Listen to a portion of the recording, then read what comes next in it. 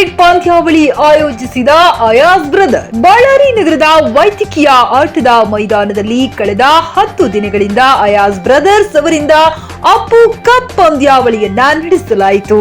ಈ ಪಂದ್ಯಾವಳಿಯಲ್ಲಿ 16 ತಂಡಗಳು ಭಾಗವಹಿಸಿ ಆಟವಾಡಿದ್ದು, ಇದರಲ್ಲಿ RAC ಹಂಟರ್ ಮೊದಲ ಸ್ಥಾನ ಪಡೆದು ವಿಜೇತರಾದರೆ, 2ನೇ ಸ್ಥಾನಕ್ಕೆ ರಾಯಲ್ ಟೈಗರ್ ತೃಪ್ತಿ ಪಡೆದುಕೊಂಡಿತು.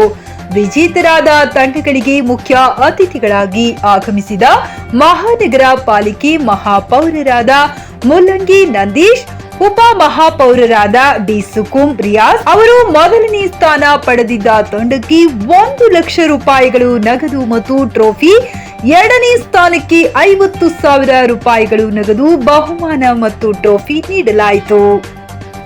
ಈ ಸಂದರ್ಭದಲ್ಲಿ ಮುಖಂಡರಾದ ಡಿ ಅಯಾಜ್ ಅಹಮದ್, ರಾಮ್ ಪ್ರಸಾದ್, ಟಿ ನಿಯಾಜ್ ಅಹಮದ್, ನಕುಲ್, ಸಮೀರ್, ಹರ್ಷದ್, ಚಿರಂಜೀವಿ ಮತ್ತು ಮಸ್ತಾನ್, ಜಹೀರ್, ಆಸಿಫ್ ಸೇರಿದಂತೆ ನೂರಾರು ಆಟಗಾರರು ಮತ್ತು ಕ್ರಿಕೆಟ್ ಅಪ್ಪು ಅಭಿಮಾನಿಗಳು ಉಪಸ್ಥಿತರಿದ್ದರು.